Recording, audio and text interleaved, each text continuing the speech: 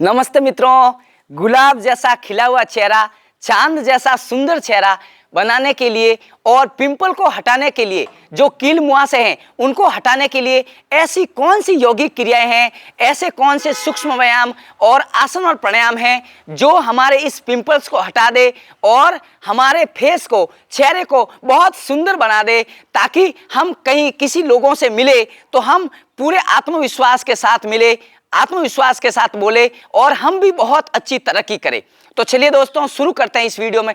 देखो क्या है कि इस पिंपल्स के पीछे बहुत सारे कारण हैं और बहुत सारे पीपल यानी लोग इससे परेशान हैं। तो क्या इसके पीछे कौन सा मुख्य कारण है?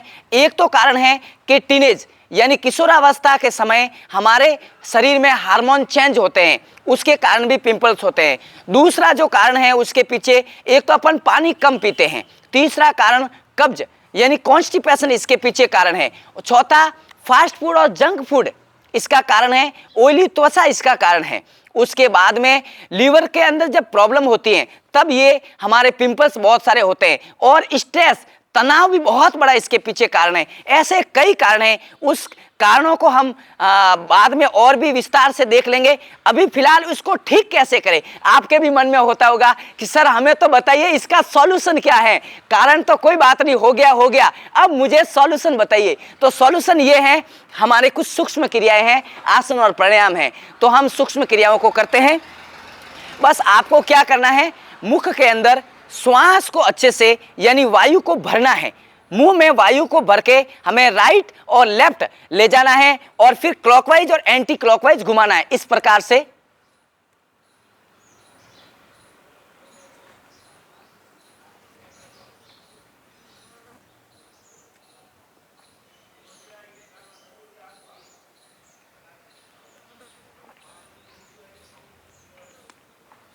इस प्रकार से। दूसरा है कि श्वास यानी प्राण वायु मुख के अंदर वायु को अच्छा सा भरकर 2 अंगुलियों से ऐसे दबाकर या 1 अंगुली, जैसा आपको अच्छा लगे, वायु जो बाहर नहीं निकलनी चाहिए, और बाहर प्रेशर देना है। हवा अंदर अच्छे से भरकर बाहर की ओर प्रेशर देना, इस गालों को अच्छे से फूलाना, ताकि इसके अंदर ब्लड का सर्कुलेशन अच्छा हो जाए। ऑक्सीजन जो की मात्रा कम है, वो ऑक्सीजन का लेवल इसमें बढ़ जाए तो वो सब समस्याएं खत्म हो जाएगी।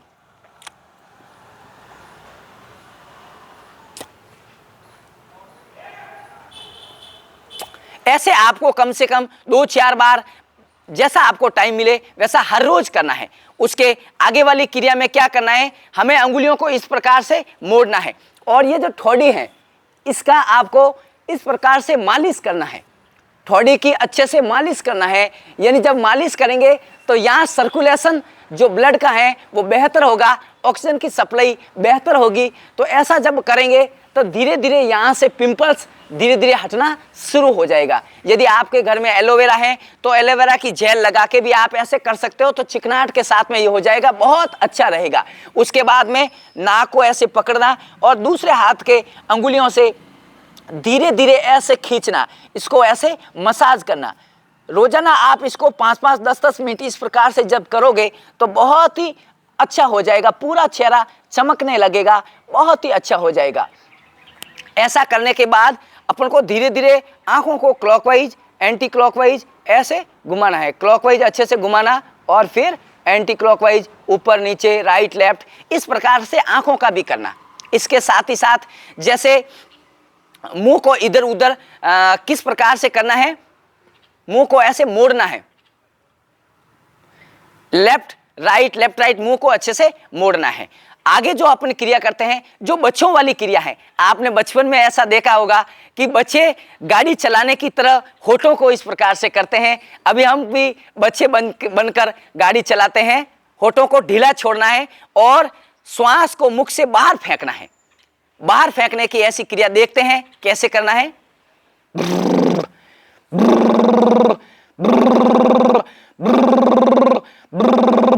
जब आप ऐसे करोगे तो पूरे चेहरे के अंदर जो ब्लड का सर्कुलेशन है वो बेहतर हो जाएगा। और जब लंबी सांस भरने के बाद उसको छोड़ते हुए इस प्रकार से करोगे तो ऑक्सीजन का लेवल भी हमारे अंदर बहुत अच्छे से बढ़ जाएगा। आगे बढ़ते हैं। आगे जो इस क्रिया के अंदर अपन को क्या करना है, थपकी लगानी है। जो अपन टैपिंग करते हैं, हल्के हल्के ऐसे थपकियां, तो इस प्रकार से गालों को ऐसे थपकी लगाना है। फिर ऐसे धीरे धीरे धीरे धीरे गालों के साइड में देख लो अच्छे से कहाँ क्या है, पूरे चेहरे पर हल्की हल्की थपकियां लगानी है, तो सर्कुलेशन इससे भी बेहतर होता है।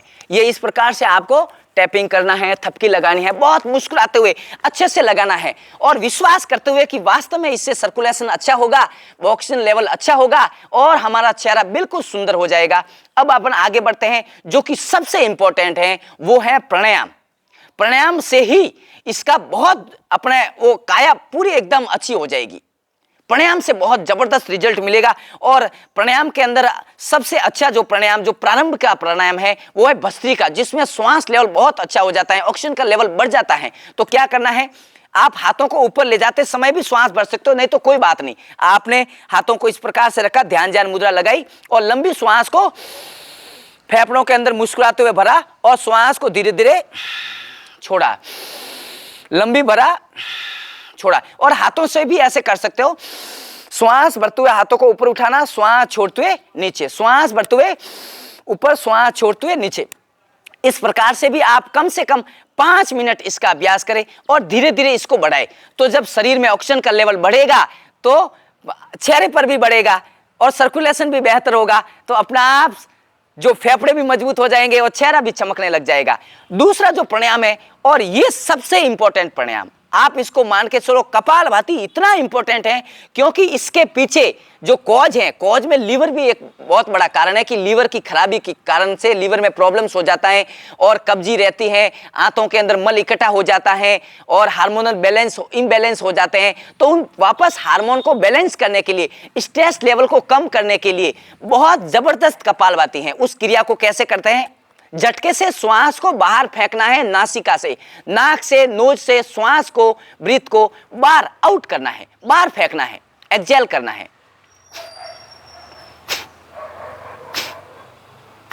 इस प्रकार से झटके से श्वास बाहर फेंकना है। जब आप श्वास बाहर फेंकोगे और मुख को बंद रखोगे तो पेट अंदर जाएगा, पेट अंदर झटका मारेगा। और आपने देखा होगा कि कुछ ऐसे लोग होते हैं जो जिम जाते हैं और इस प्रकार से एक्सरसाइज करके अपने यहाँ की मसल्स को डेवलप कर देते हैं, अच्छा कर देते हैं। तो उसी प्रकार जब हम कपालभाति से इस प्रकार से झटके मारेंगे, यानी श्वास को बाहर फेंकेंगे, पेट अंदर जाएगा, तो अंदर जितने भी ऑर्गन है, चाहे वो लीवर हो, स्प्लीन हो, पैनक्रियाज हो और आंतें हो, पेट हो, ये सब इनके अंदर संपीड़न होता है, संकुचन होता है और फिर प्रसारण शीतलन होता है। तो ऐसा बार बार करने से इन ऑर्गनों के अंदर यदि कोई टॉक्सिक जम गया है, कोई इकट्ठा हो गया है और कोई अंदर विषाक्त पदार्थ अंदर कोई है, दूसरे जो बैक्टीरिया है, कुछ भी है, या फिर इनकी मांसपेशियों में हलचल कम हो रही थी, तो ये हलचल करने से उनकी मांसपेशियां मजबूत हो जाएगी और जो हार्मोन जो इम्बैलेंस हो गया है और भी मान लो पाचन शक्ति कमजोर हो गई है, तो कब्जी हो रही है या बहुत सारे जो भी हो रहे हैं,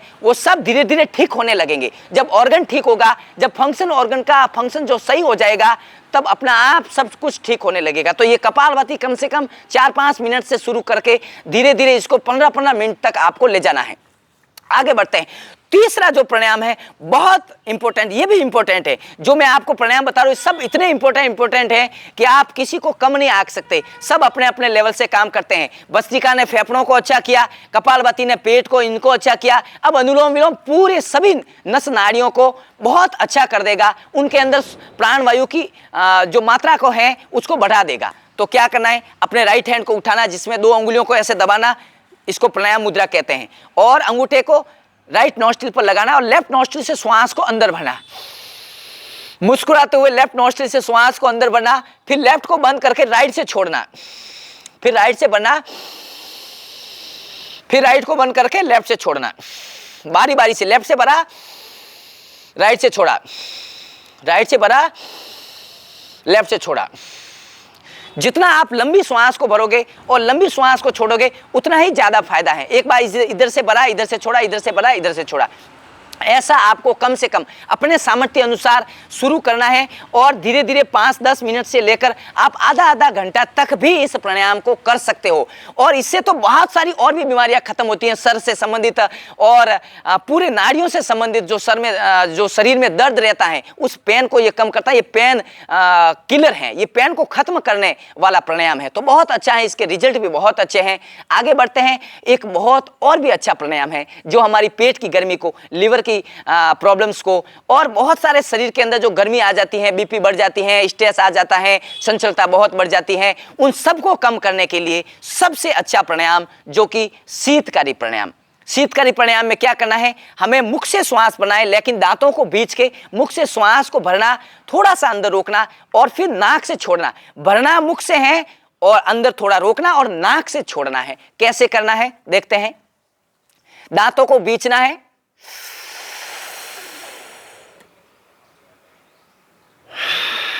दांतों को बीच के श्वास को अंदर, थोड़ा रोकना और नाक से छोड़ देना।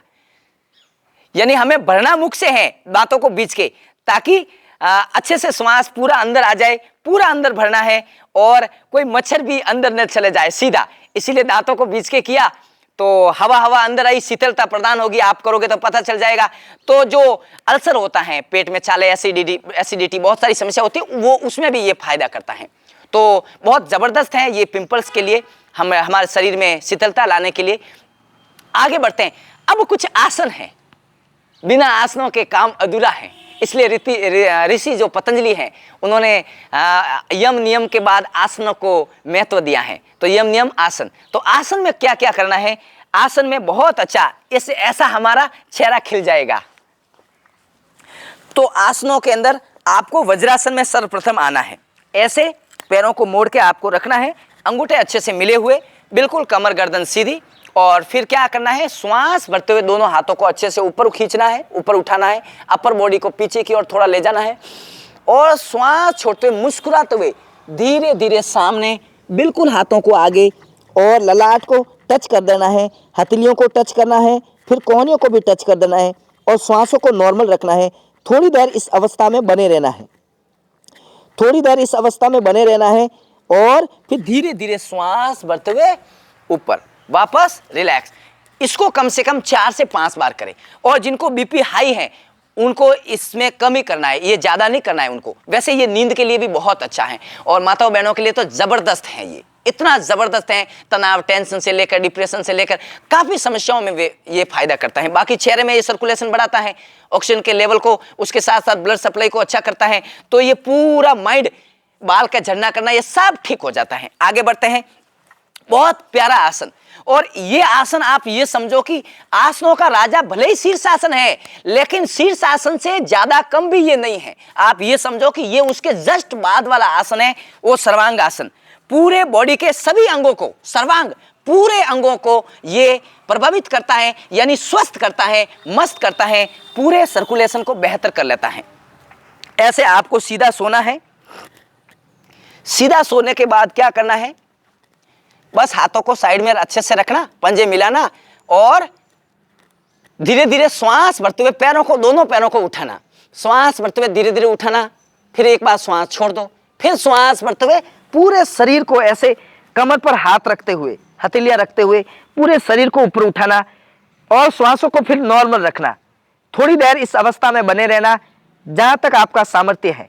जब आपको लगे कि अब बहुत ज़्यादा हो रहा है, बहुत प्रेशर बढ़ रहा है माइंड में, तब आपको धीरे धीरे वापस श्वास छोड़ते हुए नीचे आना, धीरे धीरे वापस श्वास छोड़ते हुए नीचे आना। हाँ, हृदय रोग है, बीपी हाई है, कोई ऑपरेशन करवा रखा है तो उन लोगों को ये नहीं करना है। ये सर्वांगासन करने के बाद इसका जो काउंटर पोज है, विपरीत आसन है, वो है मत्स्यासन। ये मत्स्यासन बहुत अच्छा है।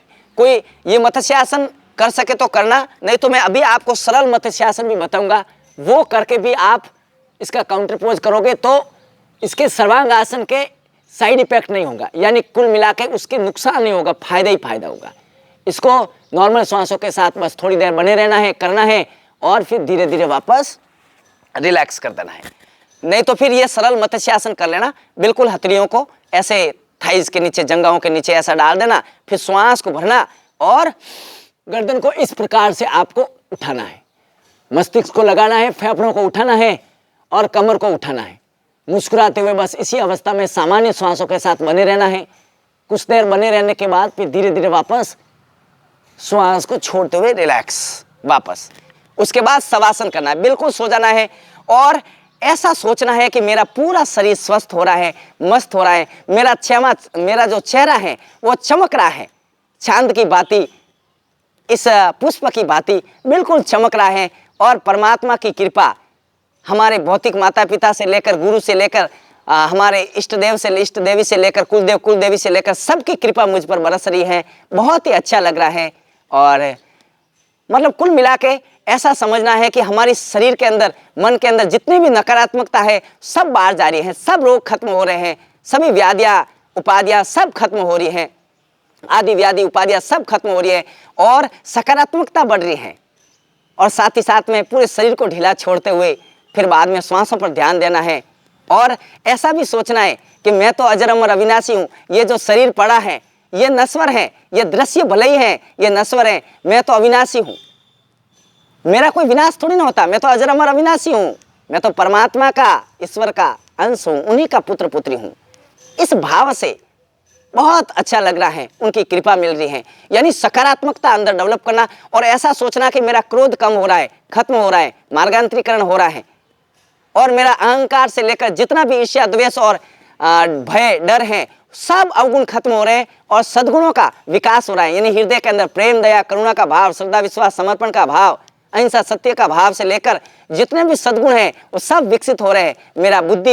मेरी बुद्धि भी अच्छी हो रही है, मेरा विवेक जागृत हो रहा है। यानी कुल मिला के सकारात्मक भावों को बढ़ाना, सकारात्मक शक्तियों को इन्वाइट करना, अच्छा करना और नकारात्मकता को बाहर निकालना, ऐसा संकल्प करना।